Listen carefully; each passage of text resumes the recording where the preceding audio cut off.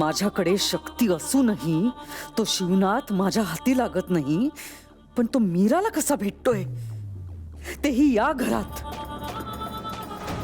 मंजिरी, तू काळजी करू नकोस. त्या शिवनाथचं इथे येणं तसंही कोणालाच पटलेलं नाहीये. आणि काय वाटेल ते झालं तरी त्या माणसाला मी तुझ्या समोर येऊ देणार नाही.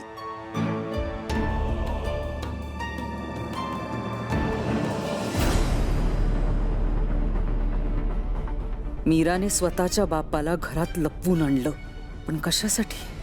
मला मारण्यासाठी.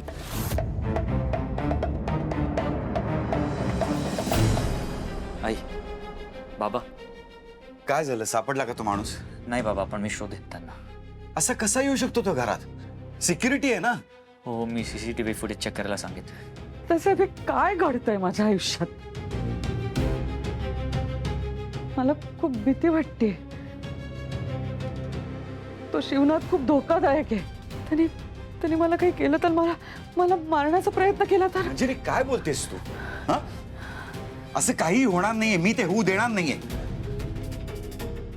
आई, त्या माणसाने तुझ्या केसाला जरी धक्का लावला ना, तर मी हे विसरून जाईन की ते मीराचे बाबा आहेत. तसंही मीराने माझ्या विश्वासाचा गैरफायदा घेतलाच आहे. अथर्व, त्याबद्दल आपण नंतर बोलूया. पण आता त्या माणसाला शोधणं खूप जास्त गरजेचं आहे. हो बाबा, शोधतो. आई, तू अजिबात घाबरू नकोस. आम्ही आहोत ना, तुला काहीच होणार नाही. काळजी करू नकोस. येतो मी.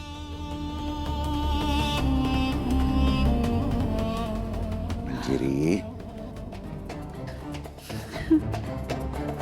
अथर्व किती धडपडला तरी शिवनाथ काही त्याला सापडणार नाही.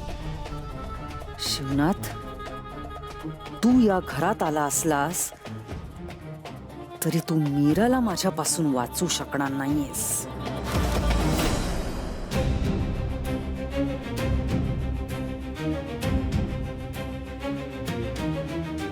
बाबा, आधी मीरा. बाबा सांगा ना मला, हे सगळं का? मीरा, हे असं दुसऱ्या रूपात. मीरा, तू एकटी नाहीयेस या लढाईत. तुझ्या सोबत मी आहे प्रत्येक क्षणाला. ती मंजिरी. राधाशी मंजिरी बद्दल बोलायला नको. बाबा बोला ना, तिचं काय? मीरा, जपून राहावं लागेल. प्रत्येक पाऊल तुला जपून ठेवावं लागेल. घरावर सावट आहे, काळजी घ्यावी लागेल. बाबा पण आई. मीरा ऐक, मी आत्ता सगळं नाही उघडकीस जाऊ शकत. फक्त इतकं सांगू शकतो की मी जे काही करतोय त्यामागे फार मोठं कारण आहे.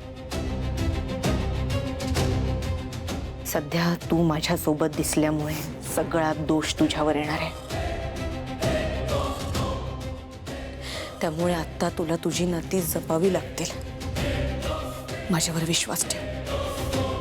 योग्य वेळ आल्याशिवाय मी सत्य बोलू शकत नाही. हो मीरा, बाबा बरोबर बोलतायत. आत्ता तुझ्या आणि अथर्वच्या नात्यात दुरावा यायला नकोय.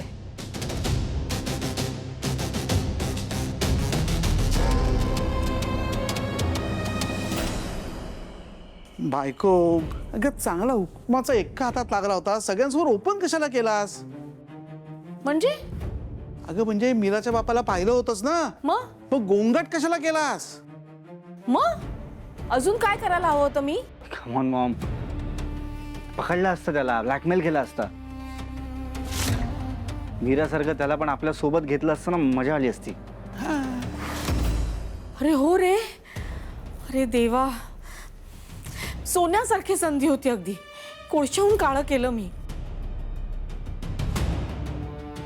छे, माया, मीरा आणि मीराचा तो बाप, सगळे मंजिरीचे शत्रू आणि ते आपल्या बाजूने. म्हणजे मंजिरीला हालायला जागाच नव्हती. किती मोठी माती खाल्लीये मी. चुकलेच मी. शा. मला असं वाटतं ना, हा मीराचा बाप आहे ना, खूप दिवसांपासून आपल्या घराच्या आजूबाजूला आहे. का असं का वाटतंय तुम्हाला? अरे तूच म्हणाल असतं ना, तू आरशात पाहिलंस त्याला म्हणून. हो येस येस, दिसला होता. Yes yes, right. म्हणजे तो शिवनाथ मंजिरी विरुद्ध काहीतरी कट करण्याचा प्रयत्न करत असेल का? हा? अजून शोधतायत त्याला. हो. आणि एकदा तो सापडला की आपण बोलू त्याच्याशी आणि त्याला आपल्या बाजूने करून घेऊया. हा, असंच करूया. फक्त लवकरात लवकर तो शिवनाथ सापडला पाहिजे. सापडेल, लवकरच सापडेल. आणि आपल्यापेक्षा त्या अथर्वला जास्त घाई आहे. हा, हो ना. हो, नाही तर काय. आज नाही का म्हणत होता सगळे CCTV फुटेज चेक करा.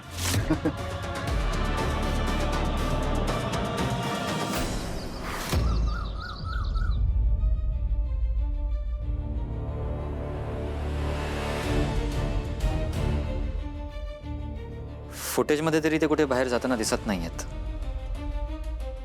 याचा अर्थ ते घरातच कुठेतरी असावे. घरातच लपला असेल तर कुठे जाईल? सापडेल आपल्याला. नाही अजित, त्यांना अघोरी कर्मकांड येतात. आपण त्याला शोधतोय. हे जर त्याला कळलं आणि त्याने आपल्यावरच ब्लॅक मॅजिक केलं तर? अजित, त्या क्षणाला तुला जे योग्य वाटेल ते कर. हा?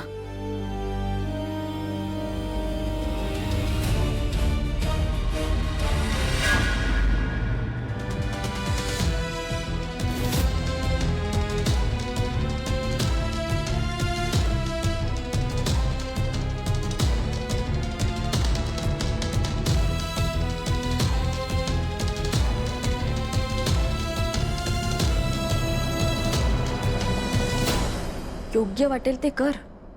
म्हणजे मीरा, जर तुझ्या बाबांनी हल्ला केला तर मारणार तुम्ही त्यांना? मागच्या वेळेस मारलं होतं तसं? अजित,